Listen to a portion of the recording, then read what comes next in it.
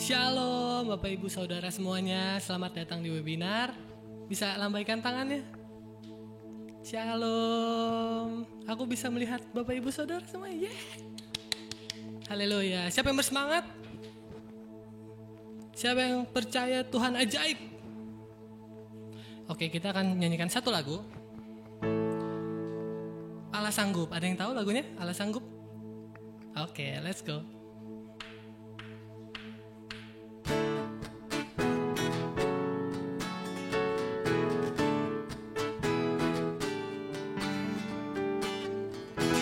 Apa yang tak pernah dilihat mata dan tak pernah didengar telinga dan tak pernah timbul di dalam hati, semua disediakannya bagi yang mengasihi. Di apa yang tak dan apa yang tak pernah dilihat mata dan tak pernah didengar telinga dan tak pernah timbul di dalam hati, semua disediakannya bagi yang mengasihi Dia, dan Allah sanggup melakukan segala perkara, dulu, sekarang, dan selamanya. Kuasanya tidak berubah, dan Allah sanggup melakukan segala perkara, dulu, sekarang, dan selamanya. Kuasanya tak berubah.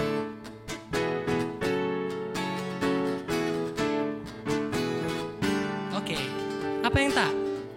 Dan apa yang tak pernah dilihat mata dan tak pernah didengar telinga dan tak pernah timbul di dalam hati, semua disediakannya bagi yang mengasihi Dia, dan Allah sanggup melakukan segala perkara, dulu, sekarang, dan selamanya. Kuasanya tidak berubah, dan Allah sanggup melakukan segala perkara, dulu, sekarang, dan selamanya. Kuasanya tak sekali lagi, Allah sanggup, dan Allah sanggup melakukan segala perkara, dan dulu, sekarang, dan selamanya. Kuasanya tidak berubah, dan Allah sanggup melakukan segala perkara, dan dulu, sekarang, dan selamanya. Kuasanya tak berubah, dulu, sekarang, dan selamanya. Dulu, sekarang, dan selamanya. Dulu, sekarang, dan selamanya. kuasanya tak berubah.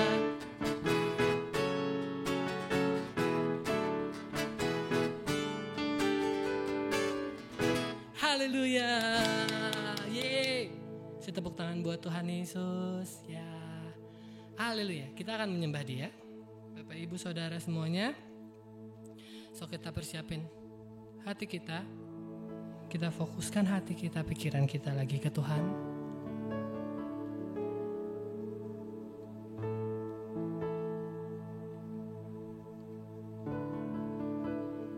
Haleluya, haleluya. Haleluya, haleluya, haleluya.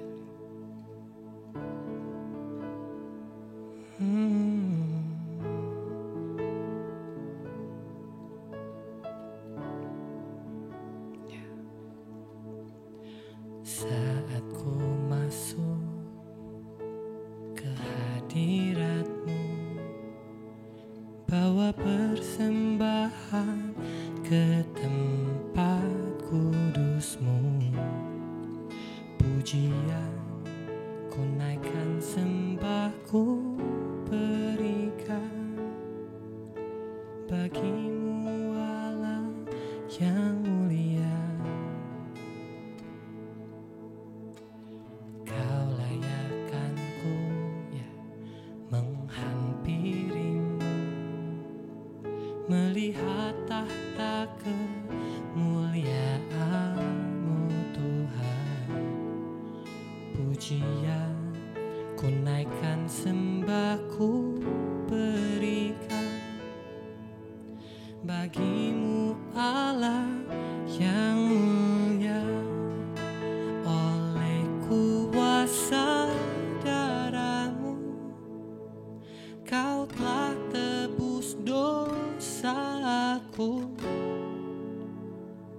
Kekudusan-Mu melingkupiku,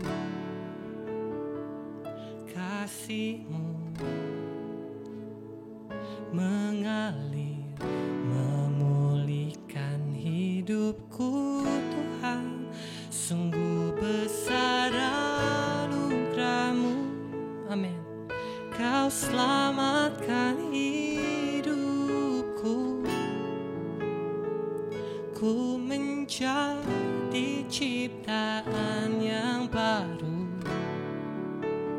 oleh kuasa darah-Mu.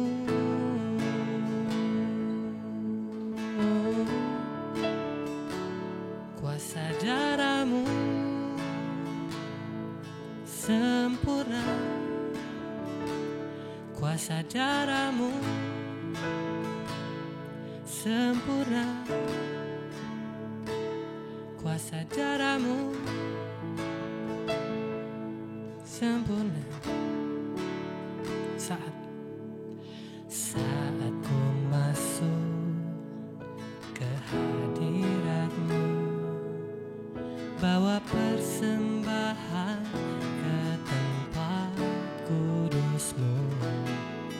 Pujian ku naikkan, sembahku berikan bagi-Mu Allah yang mulia. Kau layakkanku menghampiri-Mu, melihat tahta kemuliaan-Mu Tuhan. Pujian ku naikkan, sembahku berikan bagi-Mu Allah yang mulia. Oleh kuasa darah-Mu, Kau telah tebus dosaku. Kekudusan-Mu melingkupiku, kasih-Mu mengalir, memulihkan hidupku Tuhan. Sungguh besar anugerah-Mu, Kau selamatkan hidupku. Ku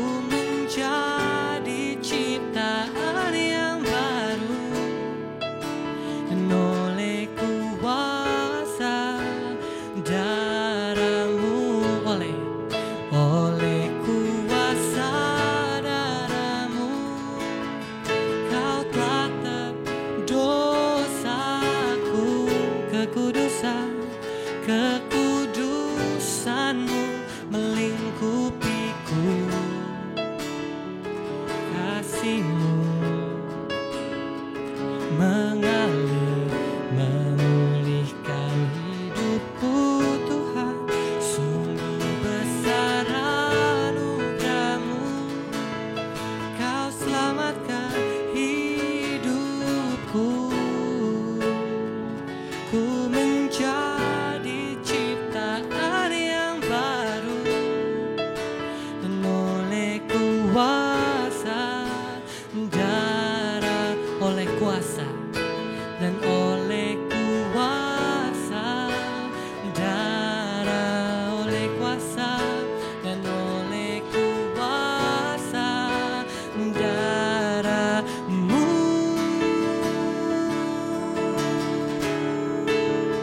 Kuasa darah-Mu, kuasa darah-Mu,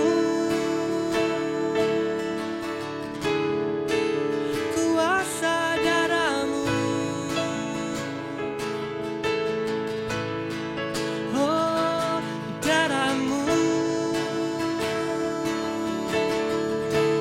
membuktikan ketaatan-Mu,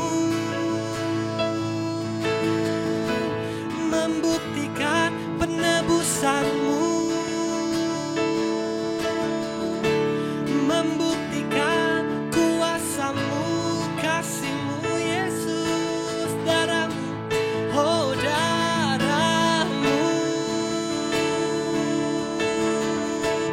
membuktikan ketaatan-Mu, membuktikan kuasa-Mu, membuktikan kasih-Mu. Lagi katakan darah-Mu, oh darah-Mu membuktikan ketaatan-Mu, kuasa membuktikan kuasa-Mu, oh membuktikan hadirat-Mu lagi, oh darah-Mu mengalir dalamku, mengalir dalamku. Engkau dekat lagi, lagi darah-Mu, oh darah-Mu mengalir dalamku, ya, mengalir dalamku. Oh, Engkau dekat lebih dari dan lebih dari nafasku Bapa. Ku perlukan kasih-Mu Bapa, berjalan bersama-Mu Bapa seumur hidupku. Lebih dari nafasku Bapa, aku perlukan kasih-Mu Bapa.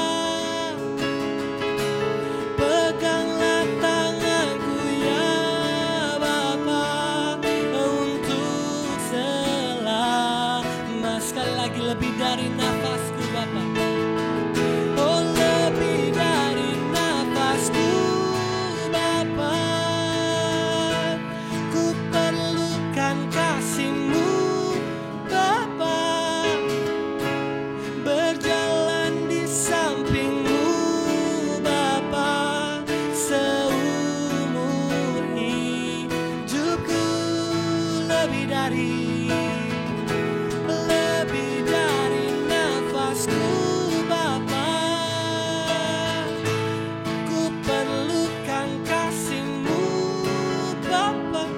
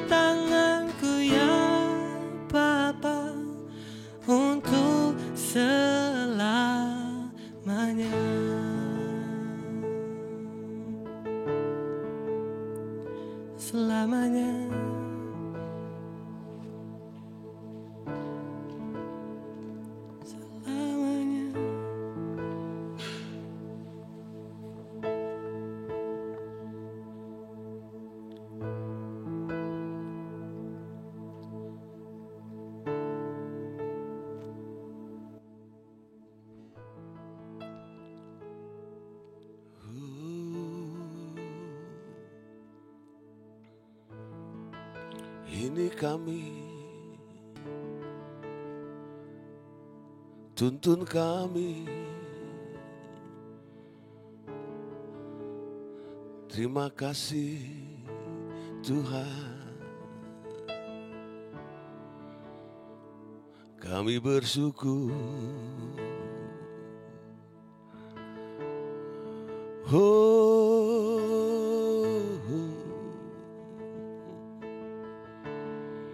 Hinanararalamu,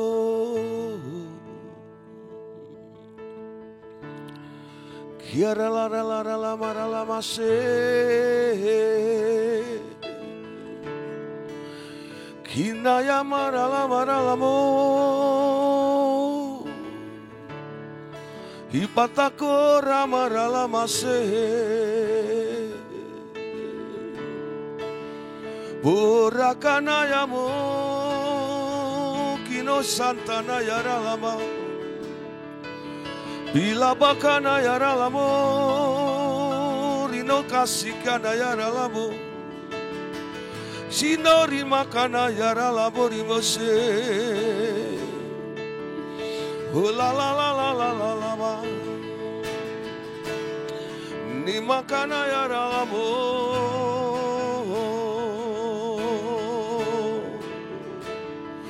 ni raralama siko. Eranaka namo rino sana yaranaka, libakana yaralamo rino setakaralamo, kinamakana yaralama, yesikana wakana yaso. We worship you, Lord. We worship you, Lord. Thank you, Lord. Uramakana yasukanayamu, indana makana yaralamu. Terima kasih Tuhan Yesus.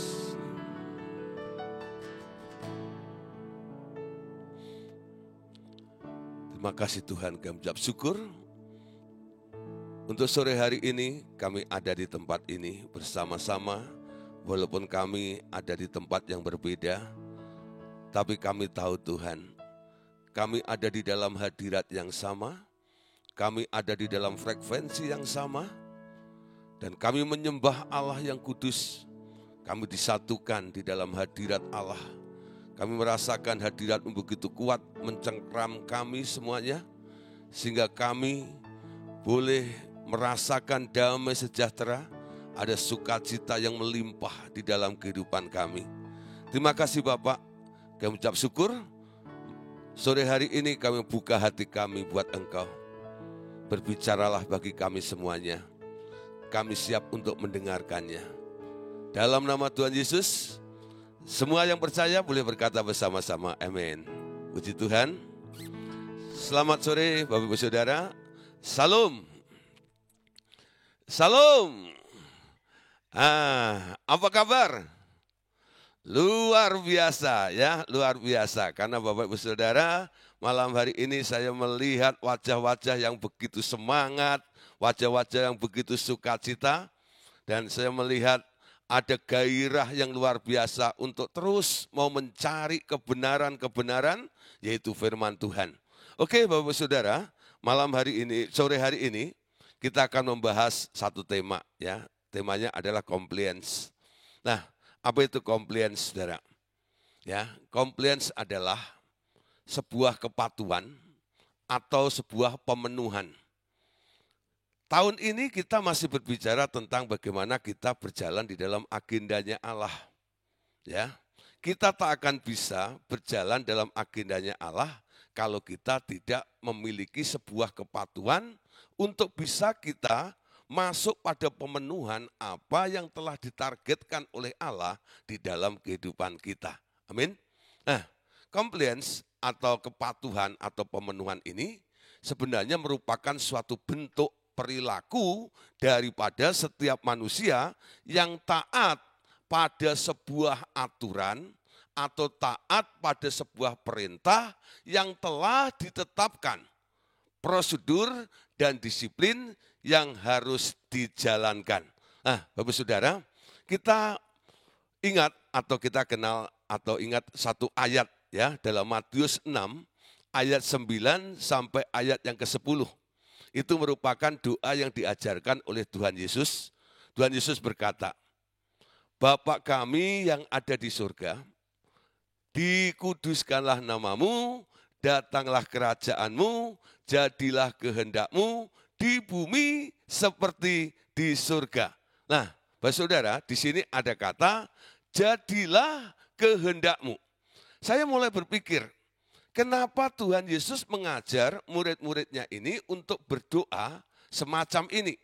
Yang pertama adalah kita menyapa Bapa kita yang ada di surga. Lalu kita menguduskan namanya, lalu kita memohon supaya kerajaannya turun. Artinya apa? Ya, Tuhan Yesus sedang mengajar kepada kita supaya surga intervensi ke bumi. Kepada setiap orang yang sedang berdoa, memohon kepada Dia. Ini merupakan sebuah kebutuhan.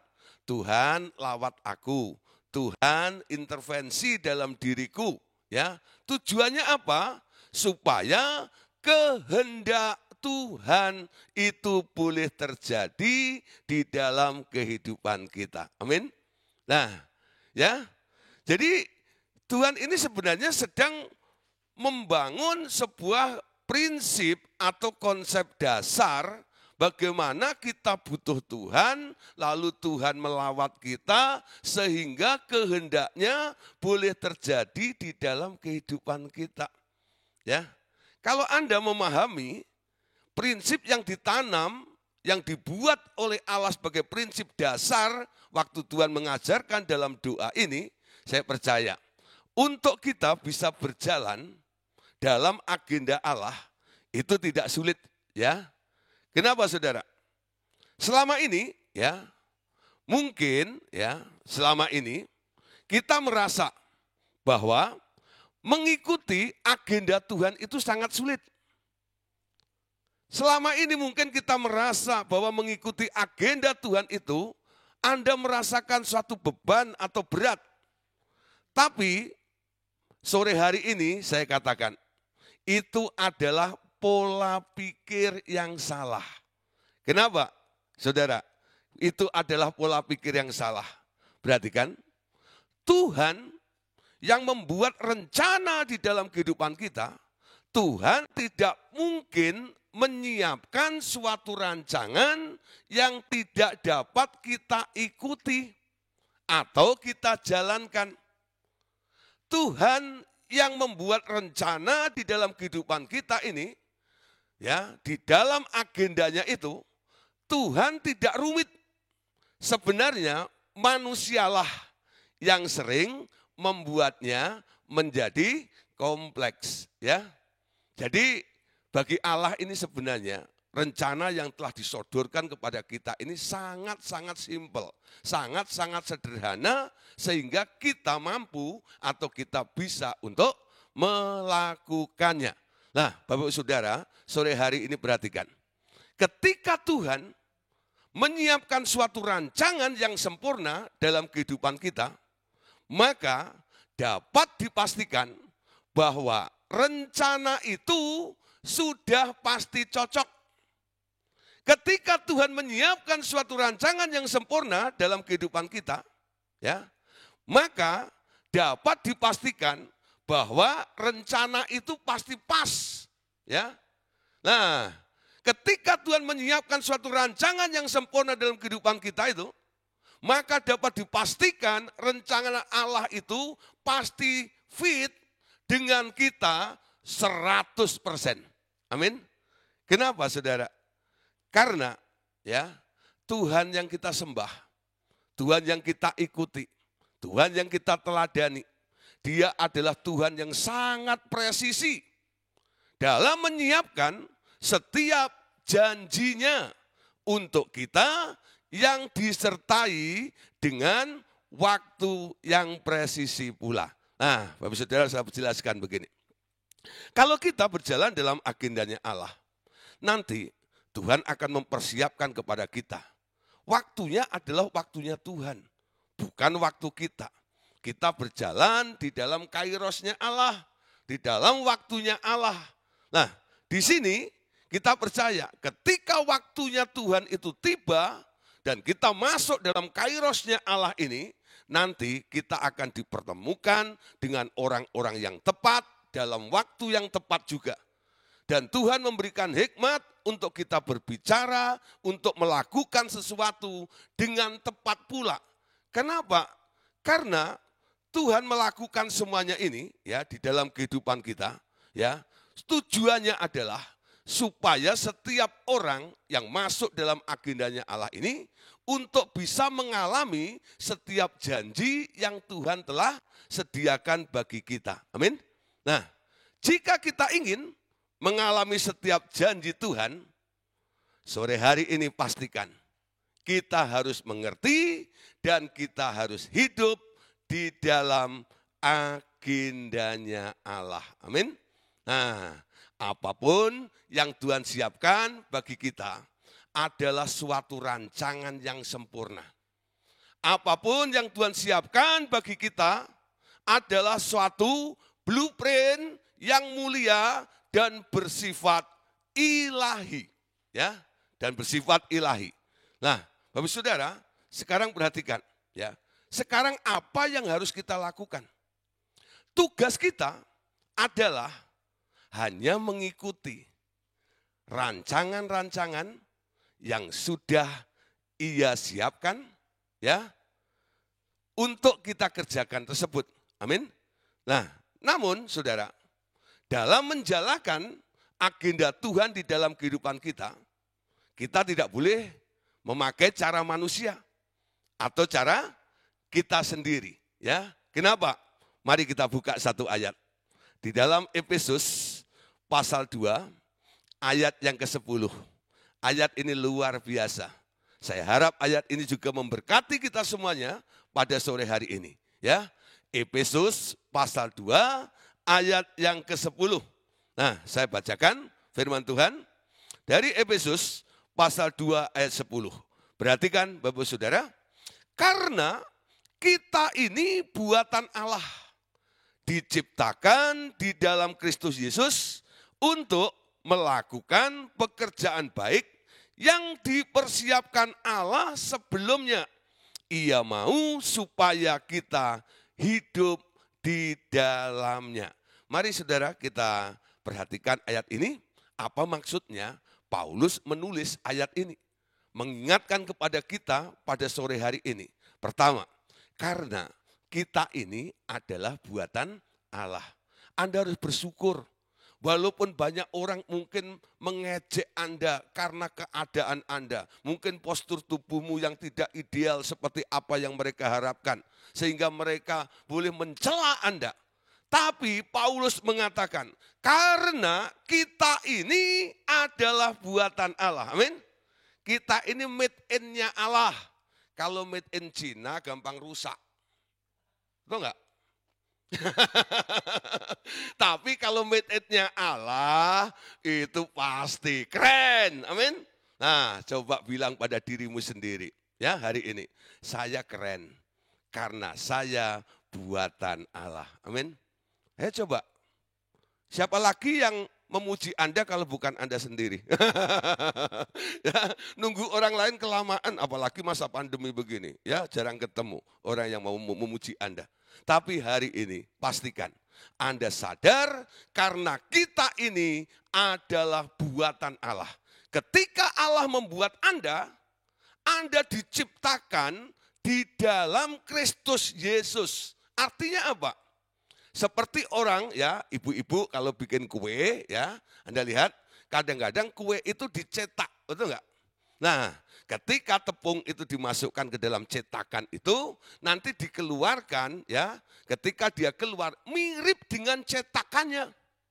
Ketika Anda diciptakan di dalam Kristus, Anda harusnya bermanifestasi atau menampilkan Kristus di dalam diri Anda. Kenapa?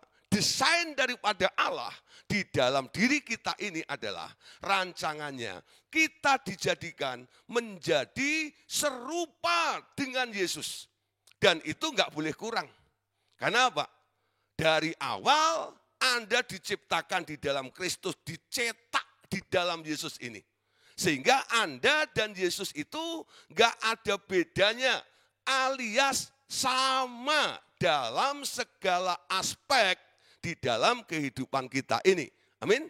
Nah, karena kita buatan Allah diciptakan di dalam Yesus. Tujuannya apa?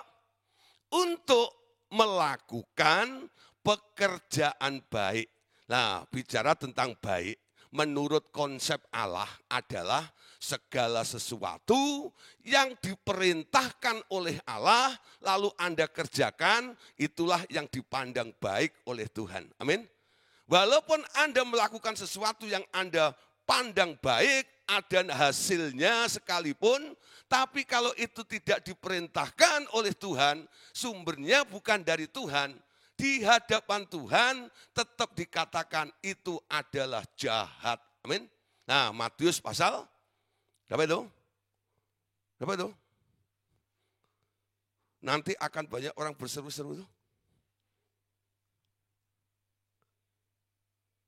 Bukankah aku yang bernubuat demi namamu? Bukankah aku yang menyembuhkan orang sakit demi namamu? Enyah, pembuat kejahatan. Kenapa jahat? Karena apa yang Anda lakukan tidak disuruh oleh Tuhan. Orang yang berjalan di dalam agenda Tuhan, dia sedang melakukan pekerjaan yang baik. Nah, pekerjaan yang baik itu adalah pekerjaan yang dipersiapkan oleh Allah sebelumnya. Maksudnya, sebelum Anda diciptakan, sebelum Anda dibentuk di dalam Kristus itu, Allah sudah mempersiapkan sebuah rancangan atau sebuah pekerjaan yang harus kita kerjakan. Dan Paulus menutup di sini. Ia mau, Tuhan mau, supaya kita hidup di dalamnya. Amin. Nah, ketika saya membaca Efesus 2:10 ini, roh saya terangkat menjadi besar. Ya, sehingga saya punya pengertian begini. Roh manusia itu berasal dari roh Allah, betul? Tuhan berkarya dengan menghembuskan rohnya kepada kita, dan kita sekarang adalah maha karyanya Allah. Ya, sekali lagi, roh manusia itu berasal dari roh Allah. Tuhan berkarya dengan menghembuskan rohnya kepada kita, dan kita adalah maha karyanya Allah. Ingat, pada waktu Tuhan Yesus membuat manusia, ketika patung Adam itu sudah selesai dibuat, lalu Tuhan Allah atau Yahweh, Yehova itu, dia hembuskan nafasnya ke hidungnya Adam itu. Apa yang terjadi? Ya, Adam kemasukan rohnya Allah. Nah, disinilah kita lihat. Anda boleh mendefinisikan pada sore hari ini. Roh manusia itu berasal dari roh Allah. Amin. Nah, di dalam kita sekarang, karena Anda kemasukan roh Allah tersebut, sekarang di dalam kita ada blueprint Allah yang diukir dalam hidup kita. Dan blueprint tersebut adalah untuk kepentingannya Allah di dalam hidup kita. Ya. Dan Allah mau sekarang kita hidup dalam pekerjaan-pekerjaan yang telah dipersiapkan oleh Allah. Tangkap baik-baik sore hari ini. Apakah Anda sudah mulai merasakan, memahami, bahkan Anda sudah mulai bergerak dan berjalan di area ini atau belum? Amin. Nah, jangan berkata gini saudara. Hidup kita ini yalah, bukan sebuah kebetulan. Tuhan telah memilih hidup kita dan Tuhan telah mempersiapkan kita untuk mengerjakan kepentingan Tuhan. Amin. Jadi hidup ini bukan sebuah kebetulan. Ingat Roma 8 ayat 28, Allah turut bekerja sama dalam segala perkara untuk mendatangkan kebaikan. Enggak ada yang kebetulan. Semua ada di dalam kontrol Allah, mata Allah mengawasi dan dia melihat dan dia punya plan dalam segala sesuatu. Ya, kenapa? Dia begitu ya merasa punya hak di dalam hidup kita. Karena dia telah menginvestasikan roh di dalam diri Anda. Sehingga rohmu itu berasal dari dia. Sekarang Anda harus mengerjakan untuk kepentingan Tuhan. Amin. Nah, di sini sekarang kita mulai paham. Ya, kenapa Tuhan itu suka ikut-ikut campur dalam kehidupan kita ini. Ternyata Tuhan itu memiliki agenda penting ya bagi generasi saat ini. Tuhan itu punya agenda penting di dalam kehidupan kita. Sadari malam hari ini bahwa Tuhan memiliki agenda penting bagi kehidupan kita. Kalau Anda mulai sadar, Tuhan punya sebuah agenda, lalu Anda mulai minta supaya Anda tahu apa agendanya Tuhan yang harus terjadi di dalam kehidupan kita ini. Nah, sekarang muncul pertanyaan. Pertanyaannya begini. Siapa yang akan mengelola dan mengatur kepentingan Tuhan itu? Ya. Nah, ditampilkan di situ ya. Siapa yang akan mengelola dan mengatur kepentingan Tuhan itu? Tuhan punya kepentingan. Ya. Tapi dia sekarang mencari orang-orang yang bisa dan mau untuk menjadi pengelola dan mengatur setiap kepentingan Allah, sehingga kepentingan Allah yang harus terjadi di muka bumi ini harus bisa terbukti dan terrealisasi melalui kehidupan kita. Amin. Nah, sekarang saudara, ya, apakah Anda sudah menangkap agenda Tuhan di dalam hidup Anda? Coba renungkan sekarang. Ya, ini menjadi pertanyaan secara pribadi. Apakah Anda sudah menangkap agenda Tuhan di dalam hidup Anda? Ya. Nah, sekarang perhatikan satu ayat ini. 2 Tawarikh pasal 1 ayat yang ke-19. 2 Tawarikh 1 ayat 19. Karena mata Tuhan menjelajah seluruh bumi untuk melimpahkan kekuatannya kepada mereka yang bersungguh hati terhadap Dia. Dalam hal ini engkau telah berlaku bodoh. Oleh sebab itu, mulai sekarang ini engkau akan mengalami peperangan. Ya, mata Tuhan menjelajah seluruh bumi. Saya ingat lagu sekolah minggu, karena saya pernah sekolah minggu. Kenapa saya pernah sekolah minggu? Karena saya pernah jadi kecil ya. Saya lahir nggak langsung segede begini. Ya, kalau saya lahir segede gini kasihan mama saya, atau enggak ya? Betapa sakitnya melahirkan saya. Ya, nah saudara, perhatikan ya. Dulu ada lagu sekolah minggu ya. Mata Tuhan melihat apa yang kau perbuat. Ya. Suaranya berubah-berubah ya. Baik yang baik, baik yang jahat. Ya. Sebab itu hai teman jangan berbuat jahat. Tuhan melihat. Benar enggak? Lagu itu dulu diajarkan oleh guru sekolah minggu kepada murid-murid supaya murid-muridnya enggak nakal. Nanti dijewer Tuhan loh, betul enggak? Jadi ditakut-takutin dengan lagu itu. Nah, hari ini kita bukan anak kecil yang ditakut-takutin dengan sebuah khotbah dan ayat. Betul enggak? Jadi ayat ini disampaikan bukan untuk membuat Anda takut. Tapi ini adalah realitas, ini adalah suatu ya kenyataan yang harus kita kerjakan bersama-sama. Kenapa? Alasannya, karena mata Tuhan menjelajah seluruh bumi. Kenapa Allah itu kayak nggak punya kerjaan saja, menjelajah seluruh bumi, ya? Matanya, ya kalau orang bilang jelalatan. Sorry Tuhan.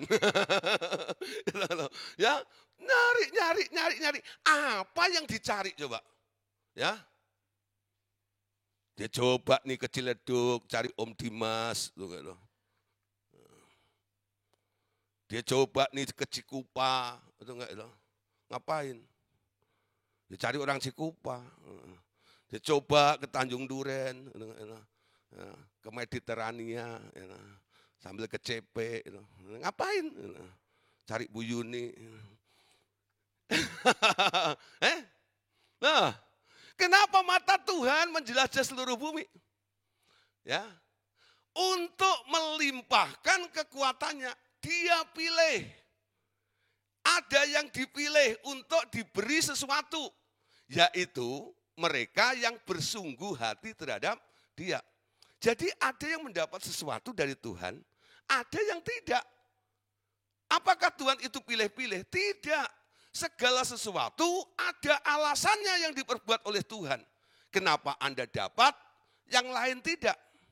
Kenapa yang lain dapat, kenapa Anda tidak? Semuanya ada alasannya. Karena Tuhan melihat, ya, kalau Anda memang bersungguh hati terhadap Dia, ya, saya percaya ada sesuatu yang Tuhan akan taruh di dalam kehidupan Anda, ya. Tapi ayat bagian B ini katakan, dalam hal ini engkau telah berlaku bodoh. Oleh sebab itu mulai sekarang ini engkau akan mengalami peperangan. Apa yang disebut bodoh? Tuhan Yesus pernah berkata, orang bodoh itu adalah orang yang membangun rumah di atas pasir. Artinya dia mendengar tapi enggak melakukannya. Ya, banyak orang rajin ikut Zoom meeting, banyak orang rajin ikut webinar, ya. Banyak orang rajin menggali untuk koleksi firman Tuhan. Tapi hanya menjadi kolektor. Tak pernah dilakukan sedikit pun juga. Itu bodoh namanya. Membangun rumah di atas pasir adalah orang yang mendengar tapi tak pernah action. Tak pernah melakukannya. Akibatnya apa? Ketika ujian datang, robohlah rumahnya dan hebatlah kerusakannya, mengalami kerugian yang besar. Nah, Bapak Saudara, jangan menjadi orang bodoh, ya. Orang yang bodoh akan mengalami peperangan, ya. Hatinya enggak tenang. Banyak orang seperti hidup di persimpangan jalan. Dalam kebingungan, terus setiap hari doanya hanya mencari kehendak Tuhan, mencari kehendak Tuhan, mencari kehendak Tuhan. Belum pernah menemukan kehendak Tuhan. Tapi kalau hatimu terbuka, seperti doa yang diajarkan Tuhan Yesus, Anda katakan, Tuhan, datanglah kerajaanmu, jadilah kehendakmu. Ya, ini bukan sebuah pencarian. Tapi Anda membuka hati Anda mempersiapkan wadahnya sehingga Tuhan intervensi di dalam hidup Anda dan Dia menaruh agendanya di dalam diri Anda, lalu Anda mulai tahu apa yang Tuhan ingin Anda lakukan di dalam hidup ini. Sehingga Anda berjalan di dalam agenda Allah tersebut. Amin. Nah, untuk dapat mengikuti agenda Tuhan ini, kita perlu senantiasa menyelaraskan pikiran, hati, dan kehendak kita. Ya, dengan hati dan kehendak Bapa. Di-tune up namanya, ya. Kalau tuner gitu ya, diputar sampai frekuensinya sama. Nah, ada beberapa murid yang punya istilah gini, Pak, kita lagi sedang menyamakan frekuensi dengan Tuhan, gitu ya. Bagaimana caranya? Worship to God, menyembah Tuhan, ya, supaya pikiran-pikiran yang melalang buana, mengikuti keinginan mata, keinginan daging, dan keinginan hati itu ditundukkan kepada keinginan dan pikiran dan hatinya Tuhan. Amin. Nah, kenapa saudara? Kita harus di-tune up seperti itu. Supaya kita bisa satu frekuensi dengan Tuhan. Manusia kerap kali dipengaruhi oleh lingkungan, betul? Ya, sehingga manusia ini sering mengalami yang namanya rasa khawatir. Mengalami yang namanya rasa cemas, mengalami sesuatu keadaan sehingga membuat dia tidak sabar, ya. Karena dia harus mengerjakan terus-menerus sehingga tidak tekun. Lalu ada ketakutan sehingga secara tidak sadar membuka peluang untuk keluar dari agenda Tuhan dan mulai berjalan ya pada agenda pribadinya sendiri. Ya. Jadi inilah tergeser dari track yang sudah Allah bangun, tetapkan di dalam kehidupan kita. Ya. Sekarang saudara, kita harus punya satu keteguhan tentang jalan Tuhan itu. Ya, walaupun banyak orang sering nggak mengerti tentang jalan itu. Ya, jalanmu tak terselami, selalu nggak ngerti aja gitu. Bagaimana Anda bisa ada di dalam jalan Tuhan kalau Anda nggak bisa menyelami jalannya Tuhan, tahu nggak? Nah, sesuatu yang membuat Anda jauh untuk bisa masuk dalam agenda Tuhan ini, jangan diucapkan lagi. Ya, sekarang Anda boleh buat sebuah pengakuan. Ya, Anda boleh katakan Allah itu sempurna. Maka janjinya adalah sempurna bagi kita. Amin. Nah, untuk menggapai, untuk memperoleh, untuk mendapatkan sesuatu yang sempurna di dalam janjinya Allah ini, itu tidak ada yang murah dan tidak ada yang mudah. Untuk sebuah kesempurnaan, untuk sebuah kemuliaan dan sebuah keilahian. Amin. Nah, sekarang kita perhatikan, karena janjinya sempurna, artinya yang disediakan oleh Allah dalam kehidupan kita itu pasti sesuatu yang besar. Ya, pasti sesuatu yang luar biasa. Pasti sesuatu yang dahsyat. Amin. Nah, oleh sebab itu, untuk menerima suatu janji yang besar atau visi yang besar yang nantinya Tuhan taruh dalam agenda Allah dalam kehidupan kita ini, kita tidak akan melewati proses yang mudah dalam mengikuti agenda Tuhan. Dan tidak berarti semuanya hal berjalan lancar dan mudah yang kita lakukan. Amin. Nah, kenapa saudara? Sesuatu yang terjal, hal yang sulit Tuhan izinkan supaya dalam kita masuk apa yang Tuhan agendakan di dalam kehidupan kita. Tujuannya apa? Tuhan harus memastikan bahwa iman, roh, karakter, dan mental kita sudah siap dan memadai untuk menerimanya. Menerima apa? Sesuatu yang besar yang Tuhan telah persiapkan di dalam kehidupan kita ini. Sekarang pastikan, ya, bagaimana imanmu, bagaimana rohmu, bagaimana karaktermu, bagaimana mentalmu. Ketika Tuhan, ya, matanya mulai menjelajah seluruh bumi, lalu dia melihat di Bekasi ada enggak ya? Ya, yang hatinya sungguh kepadaku. Di Sunter ada enggak ya? Hah? Ada ya Sunter? Ada, pakai baju kuning, ya. Nah, iman, roh, karakter, mentalnya siap, memadai untuk menerima, ya, apa yang Tuhan janjikan, yaitu sesuatu yang besar itu. Nah, Bapak Saudara, ada 3 poin, ya, yang menjadi tips pada sore hari ini supaya kita memiliki iman, roh, karakter, mental, dan siap untuk menerima apa yang dijanjikan oleh Allah di dalam kehidupan kita. Ya, nah kita memerlukan 3 hal untuk dapat mengikuti agenda Tuhan tersebut. Yang pertama, yang pertama adalah ketaatan. Catat baik-baik.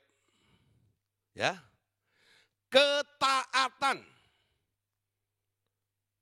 Jadi orang taat. Ya. Taat. T-A-A-T. Itu Anda baca dari kiri tetap taat, dari kanan juga tetap taat, dari bawah juga tetap taat. Betul nggak? Anda jungkir balik kayak apapun juga, si taat itu nggak pernah berubah. Coba. Ya, T-A-A-T. Betul nggak? Taat. Ya, taat dan setia kepadamu Tuhan, jadikan aku indah, ya. Nah, orang yang indah di dalam Tuhan adalah orang yang mau taat di dalam Dia. Amin. Nah, sekarang kita perlu ketaatan dan penundukan diri terhadap Tuhan dan firman-Nya. Tunduk artinya memberikan hak dan hidup kita sepenuhnya untuk dikuasai oleh Tuhan.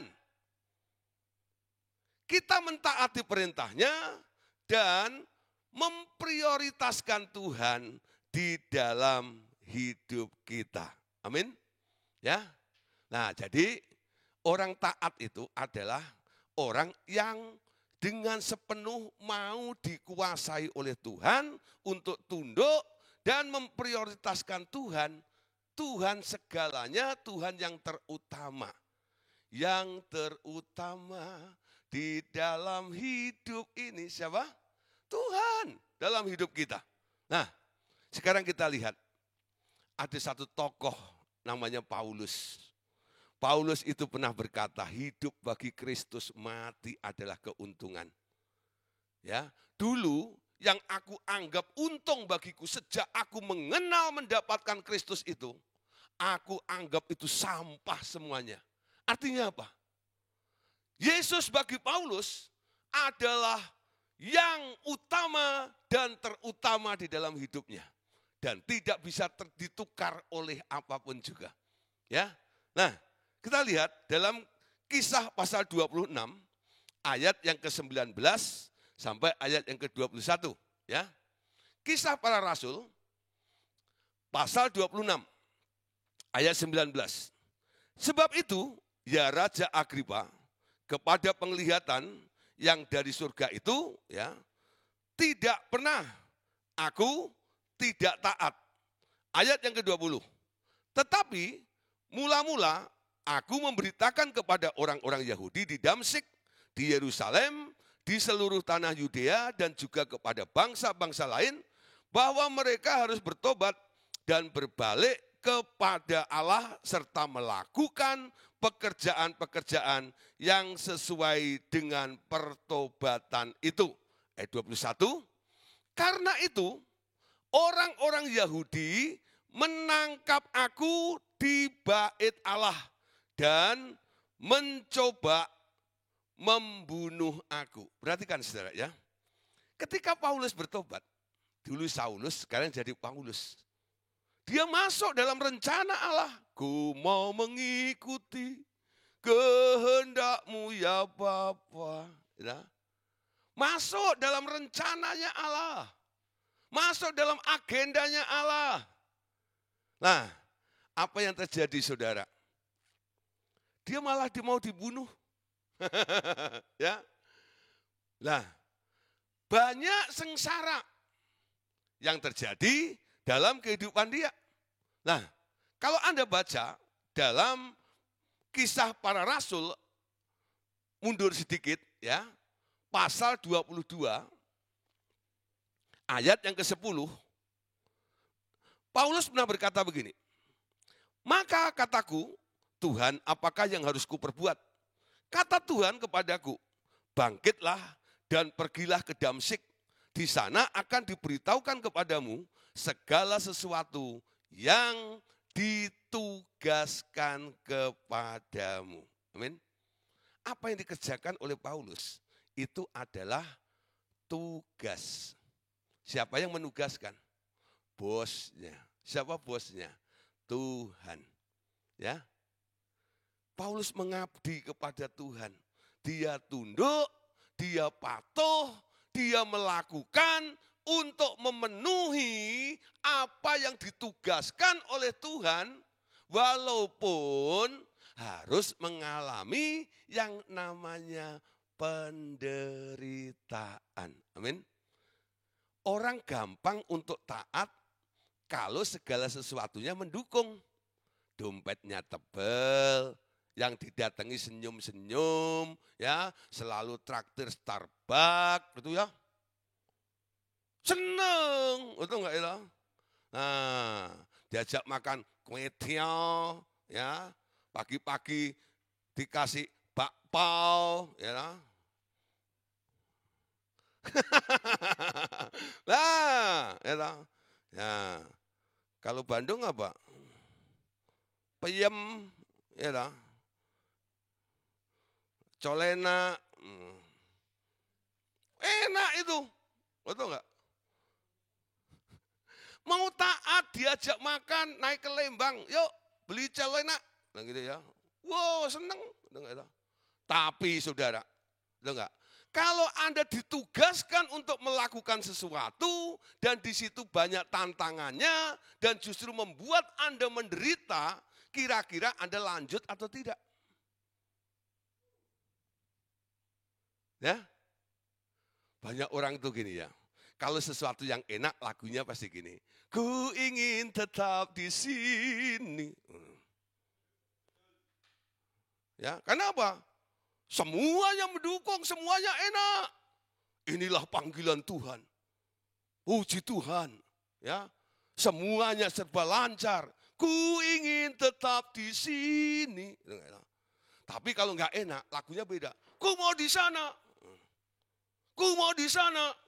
Waktu trompet bunyi, ku mau di sana. Nah, orang Kristen pinter nyanyi, tapi pilih-pilih. Supaya apa? Buat alasan. Ya, saudara, ya, apa yang ditugaskan oleh Allah, kerjakan dengan baik. Saya ada di RTM, ya. Saya tahu ini bukan keinginan saya. Saya enggak pernah berpikir tentang RTM. Saya belum pernah kenal namanya Andreas Samudra, ya. Saya sudah pelayanan di Jawa, tapi Tuhan goncang pelayanan saya supaya saya pergi ke Jakarta. Di Jakarta inilah, ya, Tuhan akhirnya dorong saya sedikit paksa untuk masuk ke Revival Total Ministry.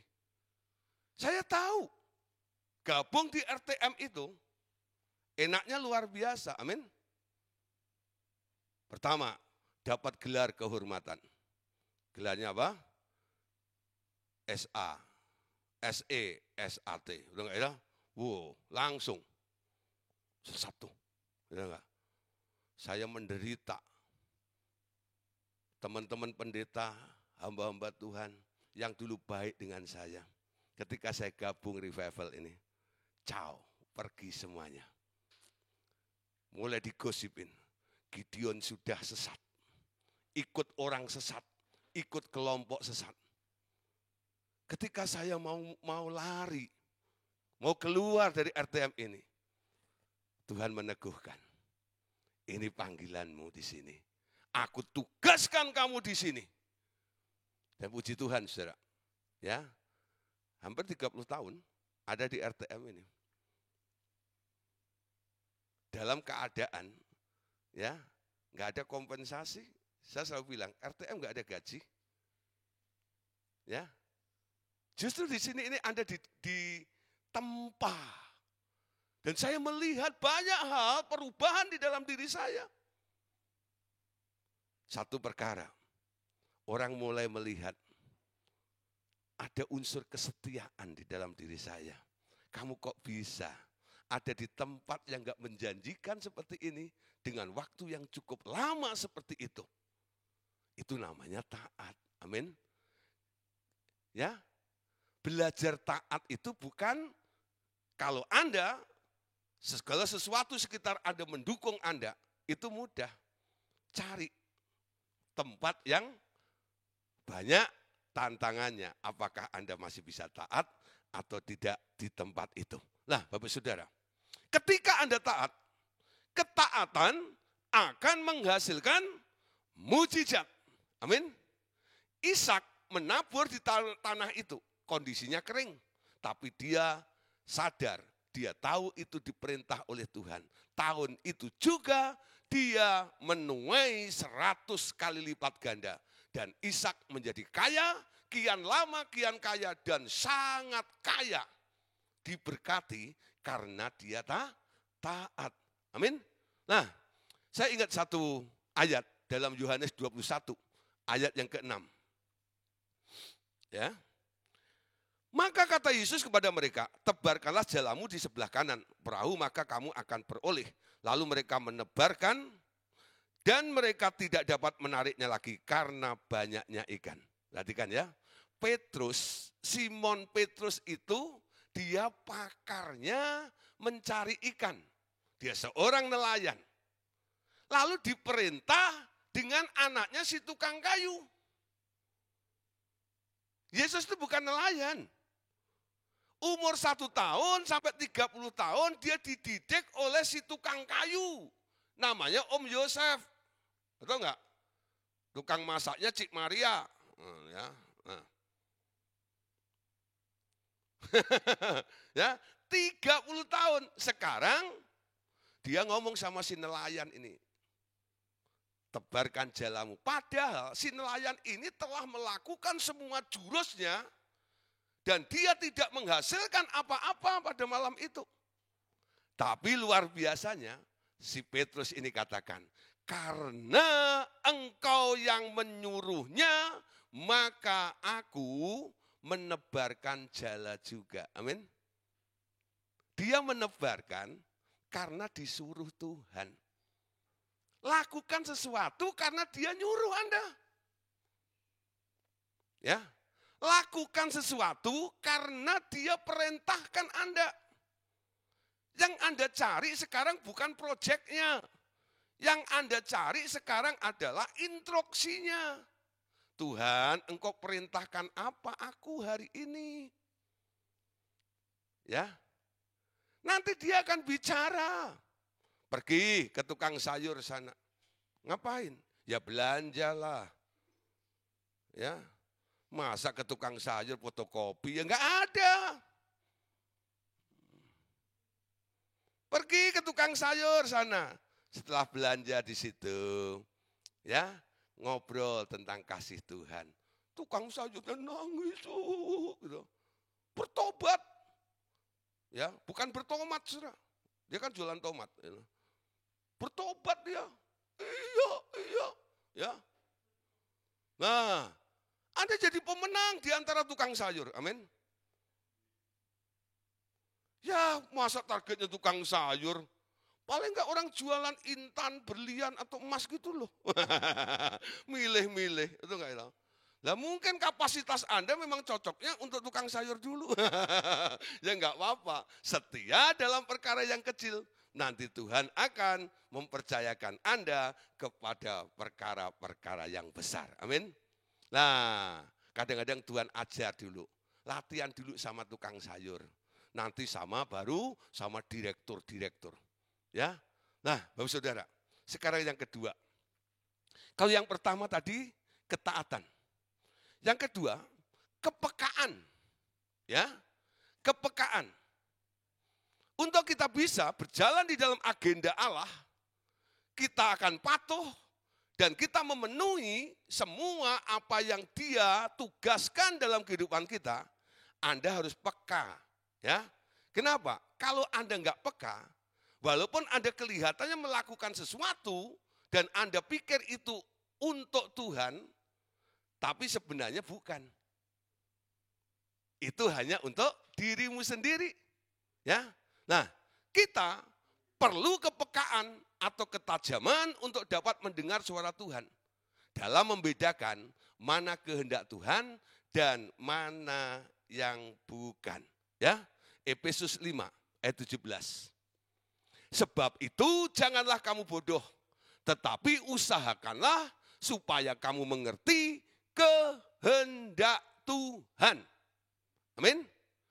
Hari ini ada 2 kali kata bodoh. Ya. Mata Tuhan menjelajah ke seluruh bumi untuk melimpahkan kekuatannya bagi orang-orang yang sungguh hati kepadanya. Dalam hal ini engkau telah berlaku bodoh. Paulus mengatakan, Efesus 5:17, sebab itu janganlah kamu bodoh, tetapi usahakanlah supaya kamu mengerti kehendak Allah. Orang yang enggak ngerti tentang kehendak Allah di dalam kehidupannya, itu identik atau sama dengan orang bodoh. Bukan saya yang ngomong, memang mulut saya yang bunyi. Tapi saya membunyikan apa yang ditulis oleh Paulus di dalam Efesus pasal 5 ayat yang ke-17. Nah, bagaimana supaya Anda bisa peka?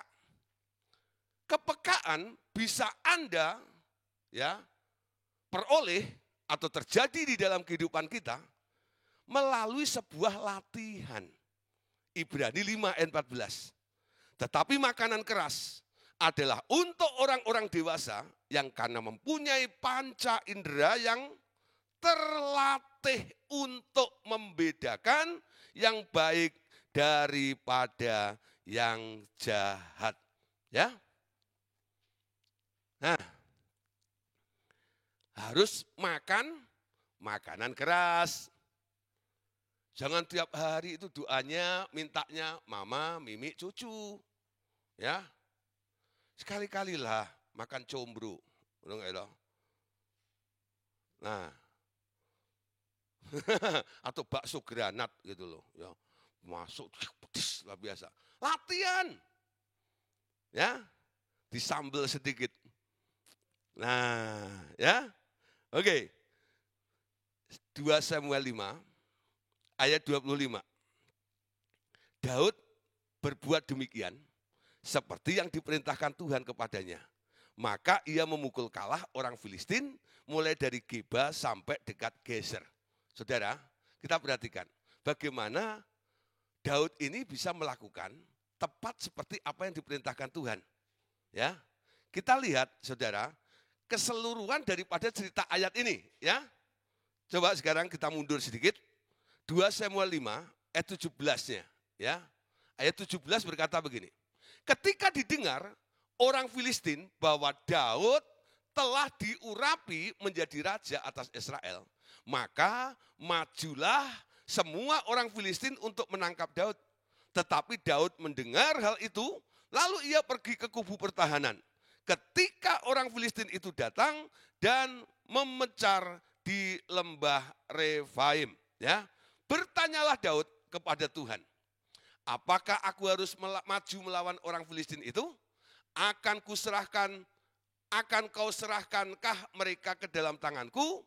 Tuhan menjawab Daud, majulah, sebab aku pasti akan menyerahkan orang Filistin itu ke dalam tanganmu. Saudara lihat ya, ketika ada masalah, ketika ada peristiwa, Daud enggak langsung bereaksi.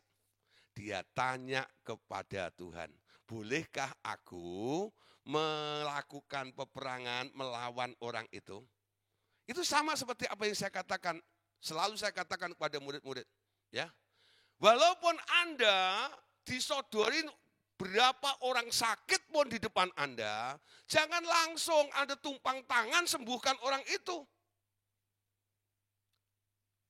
Berhenti jadi orang ramah, rajin menjamah.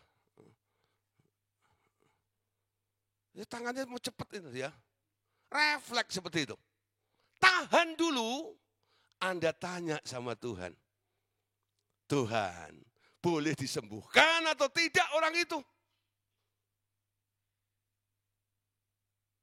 Belajar seperti Daud. Musuh ada di depan mereka, tapi Daud tidak gegabah. Walaupun dia punya pengalaman pernah mengalahkan Goliat sekalipun, betul enggak? Tapi dia tidak mau memutuskan sendiri. Dia selalu melibatkan Tuhan. Kalau enggak disuruh Tuhan, aku enggak lakukan.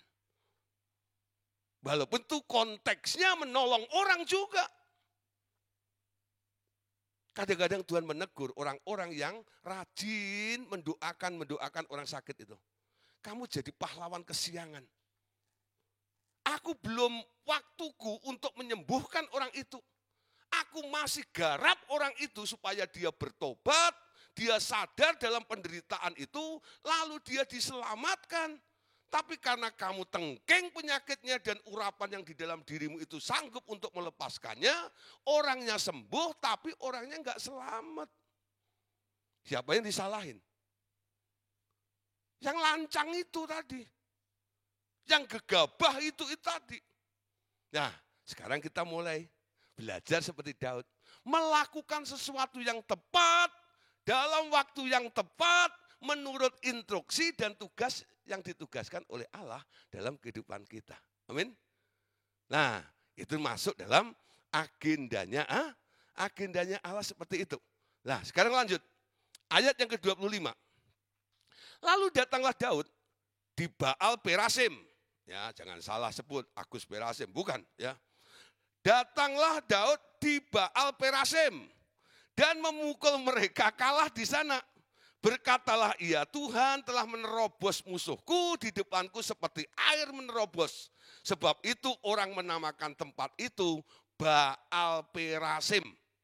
Orang Filistin itu meninggalkan berhalanya di sana, lalu Daud dan orang-orangnya mengangkatnya. Ya, terus ayat 22. Ketika orang Filistin maju sekali lagi dan memecar di lembah Refaim, perhatikan ayat 23, maka bertanyalah Daud kepada Tuhan.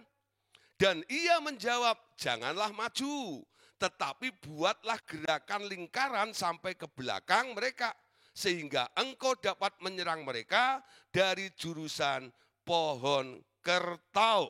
Ya, pohon kertau. Nah, 24. Dan bila engkau mendengar bunyi derap langkah di puncak pohon kertau itu, maka haruslah engkau bertindak cepat. Sebab pada waktu itu Tuhan telah keluar berperang di depanmu untuk memukul kalah tentara orang Filistin. Nah, ayat terakhirnya tadi. Dan Daud berbuat demikian seperti yang diperintahkan Tuhan kepadanya. Maka ia memukul kalah orang Filistin mulai dari Geba sampai ke Geser. Nah, saudara, 2 kali pengalaman tanya sama Tuhan. Tuhan jawab, serbu, serang, mengalami kemenangan. Musuhnya datang lagi. Daud gak berpikir begini, kemarin kan saya sudah tanya sama Tuhan. Tuhan suruh saya gempur musuh itu. Buktinya dia merestui. Tapi Daud selalu hati-hati di sini. Walaupun kemarin tentang hal yang sama, musuhnya tetap orang Filistin. Dia tetap tanya Tuhan, Tuhan, dia datang lagi. Bolehkah aku maju perang lagi? Nah, disinilah Daud untung tanya. Ternyata Tuhan punya plan yang berbeda dengan kasus yang sama. Kita kadang-kadang berpikir gegabah. Ini kan kasusnya sama. Pengalaman saya memenangkan sesuatu dengan kasus ini akan saya kerjakan juga hari ini. Saudara, kita bukan hidup karena pengalaman. Kita bukan berjalan karena pengalaman. Tapi karena kita berjalan di dalam agenda Allah ini, setiap dia tugaskan di dalam kehidupan Anda, nanti hasilnya pasti wow, keren. Amin. Saya mengalami berapa kali ya. Satu kali ada seseorang kasih uang saya. Ya, waktu itu kalau salah kasih 30 juta. Itu tahun-tahun 90 sekian. Ya. Lalu saya tanya Tuhan, Tuhan buat apa duit ini? Saya sih berharap buat kamu gitu ya. Ternyata Tuhan bilang apa? buat penginjilan. Ya sudah, ya. Artinya ini adalah benih untuk penginjilan. Lalu saya share dengan beberapa orang, lah ditangkap ada beberapa presiden chapter dari Full Gospel di Jakarta Barat. Mereka bilang, oke, kami siap untuk bersama-sama. Akhirnya kami berangkat, itu sekitar 37 orang. Mengadakan pelayanan ke daerah-daerah dan bikin KKR di sana. Wah, hasilnya luar biasa. Bahkan dari 30 juta itu pada yang kita butuhkan hampir 100 juta lebih, ya. Itu cukup dan ada lebihnya sehingga kami bisa memberkati hamba-hamba Tuhan yang ada di daerah sana, ya. Nah, terus ada teman saya di daerah Boyolali, Salatiga, dia dengar saya baru melakukan sesuatu kegiatan seperti itu, dia telepon. Kapan ke rumah kita, ke daerah kita? Saya kepancing, saudara. Saya share juga kepada orang-orang yang sama itu. Ada satu bilang gini, Pak, kita siap berangkat. Ya, terus akhirnya saya kumpulkan berapa kali dan ada dana yang sudah mengumpul. Lalu saya bilang sama mereka, oh masih kurang segini. Ada seseorang bilang gini, Pak, saya pokoknya nanti kekurangannya saya yang akan menutup semuanya. Sampai hari H, kami harus berangkat. Itu orang nggak pernah telepon saya. Saya telepon nggak diangkat, telepon nggak diangkat. Saya udah janjian dengan orang sana. Saya pergi, akhirnya saya udah sampai di Salatiga. Saya telepon orangnya, nggak diangkat juga. Sampai selesai acara, saya harus bereskan semua pendanaan. Udah nggak tahu? Saya telepon orangnya, dia juga nggak mengangkat.